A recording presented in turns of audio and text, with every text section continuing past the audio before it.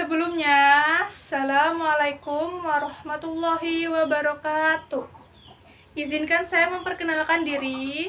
Nama Ledika Putri, NPM 20010100031.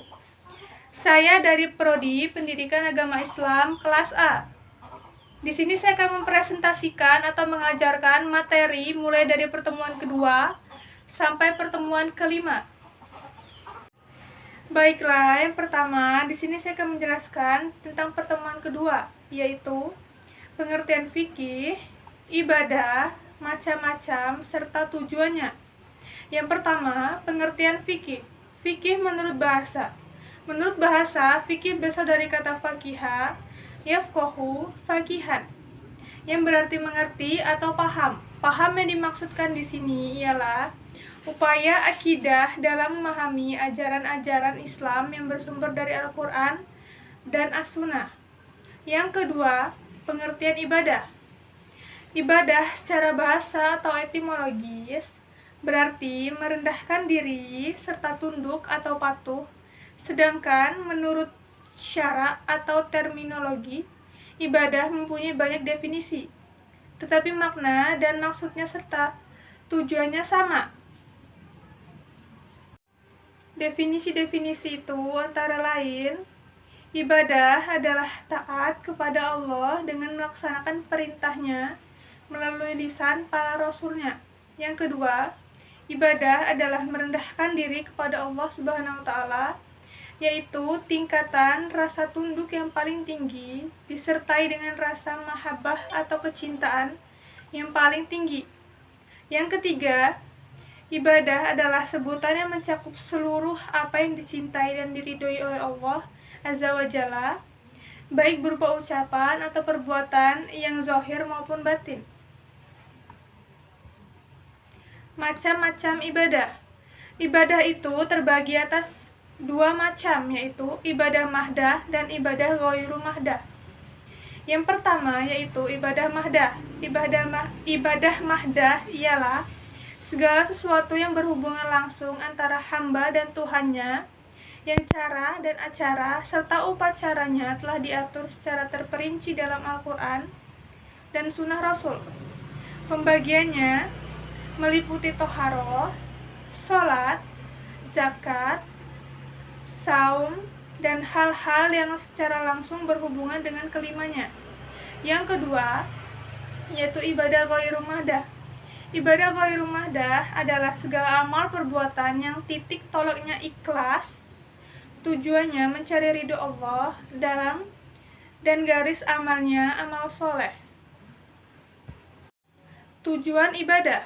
Tujuan ibadah yang pertama yaitu sebagai tanda cinta manusia kepada Sang Pencipta, sebagaimana kita tahu bahwa rasa cinta itu adalah anugerah dari Sang Kholik. Menunjukkan rasa terhina di hadapan Allah Subhanahu wa Ta'ala, sehingga menimbulkan prinsip bahwa Allah adalah yang maha mulia, sehingga kita tidak dapat bersikap sombong. Sebagai tanda takut dan tunduk kita kepada Allah Subhanahu wa Ta'ala dalam kehidupan sehari-hari, terutama selalu ada perasaan ketakutan terhadap sesuatu. Menumbuhkan rasa disiplin diri terhadap waktu sebagai tanda mendekatkan diri kepada Allah Subhanahu wa Ta'ala. Yang selanjutnya, di sini saya akan menjelaskan materi pertemuan ketiga, yaitu prinsip-prinsip, ruang lingkup, dan syarat diterimanya ibadah. Yang pertama, prinsip-prinsip ibadah. Dalam melaksanakan ibadah, kita harus mempunyai prinsip-prinsip. Yang pertama yaitu niatillah karena Allah Ta'ala, ikhlas, tidak menggunakan perantara, dilakukan sesuai dengan tuntunan dalam Al-Quran dan Sunnah, seimbang antara dunia dan akhirat, tidak berlebihan, mudah, bukan berarti meremehkan, dan meringankan, bukan pula mempersulit. Ruang lingkup ibadah. Islam sendiri tidak membatasi ruang lingkup dalam beribadah, yang artinya segala sesuatu yang berhubungan dengan Allah adalah sudut-sudut tertentu saja. Ruang lingkup ibadah di dalam Islam adalah luas sekali, yang merangkumi setiap kehidupan manusia, setiap apa yang dilakukan, baik yang bersangkutan dengan individu maupun dengan masyarakat. Syarat-syarat diterimanya ibadah. Ibadah seorang hamba akan diterima apabila kita telah memenuhi atau melaksanakan syarat-syarat tersebut, antara lain ikhlas, tidak syirik, yaitu tidak menyekutukan Allah, taubat dari semua dosa-dosa sesuai dengan tuntunan syariat, niat karena Allah Subhanahu wa Ta'ala, tidak bid'ah, sesuai dengan aturan dalam jumlah yang tepat, mengikuti tata cara yang benar sesuai waktu yang dianjurkan dan di tempat yang telah ditetapkan.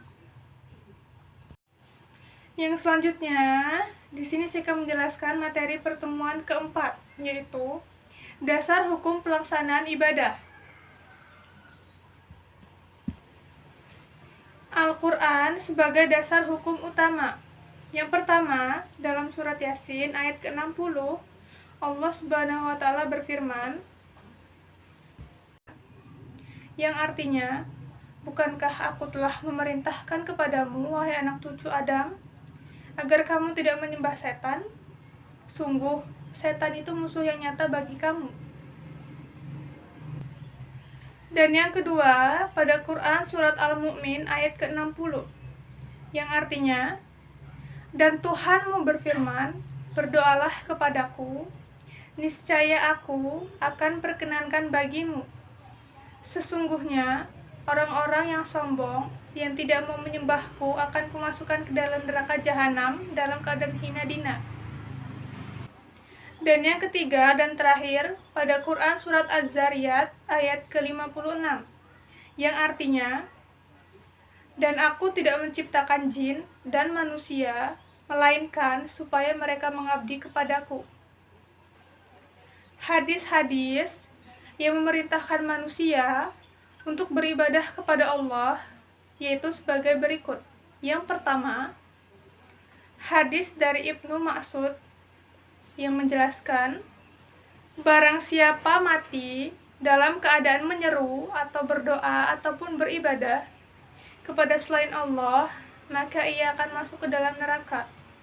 Hadis riwayat Imam Bukhari. Dan yang kedua, dalam kitab Sahih Muslim, Rasulullah Shallallahu Alaihi Wasallam bersabda, barang siapa mengucapkan la ilaha illallah dan ia mengingatkan semua penyembahan kepada selain Allah, maka haramlah harta dan darahnya serta perhitungannya nanti ada pada Allah Azza wa Jalla semata.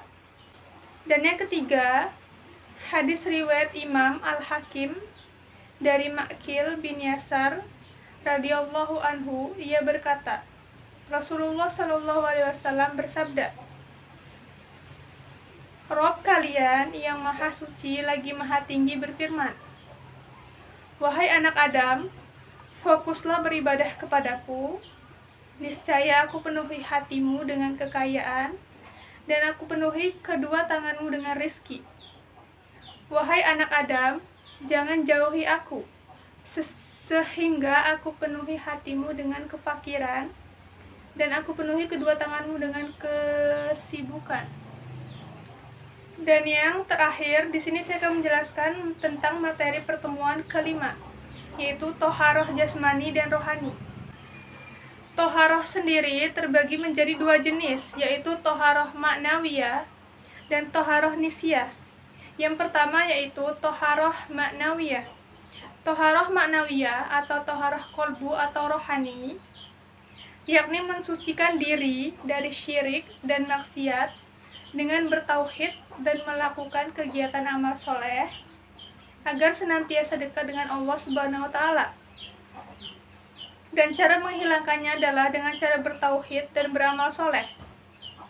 Umat diharap bisa bertaubat dan berjanji untuk tidak mengulangi lagi dan memperbanyak ibadah seperti berzikir, membaca Al-Quran, sholat malam atau tahajud, dan kegiatan lain-lainnya. Yang kedua, toharoh nisya. Toharoh nisya atau toharoh badan jasmani merupakan toharoh yang mensucikan diri serta bagian tubuh dari hadas, baik hadas kecil maupun hadas besar, serta najis dan dari segala macam-macam kotoran. Untuk menghilangkan hadas kecil, kita harus berwudu, dan untuk menghilangkan hadas besar, kita dianjurkan atau harus untuk mandi wajib. Namun, apabila dalam kondisi tidak ada air sedikit pun, kita diperbolehkan untuk bertayamum dengan tanah ataupun debu. Dan menurut Syekh Nawawi, dengan membersihkan diri melalui wudhu sebelum menghadap Allah Subhanahu wa Ta'ala, hal itu menunjukkan iktikad baik untuk mencari sesuatu berdasarkan hati nurani. Dengan jiwa dan hati yang bersih, maka akan memudahkan kita untuk menggapai ridho Allah Subhanahu wa Ta'ala. Ibaratnya, dalam berwudu kita hendaknya diniatkan tidak semata-mata membersihkan diri saja dari macam-macam kotoran ataupun hadis, tetapi juga ditunjukkan guna membersihkan diri kita dari perbuatan maksiat sehari-hari. Sekian presentasi atau pengajaran materi dari saya hari ini. Semoga apa yang saya jelaskan bisa dipahami. Saya akhiri. Wassalamualaikum warahmatullahi wabarakatuh.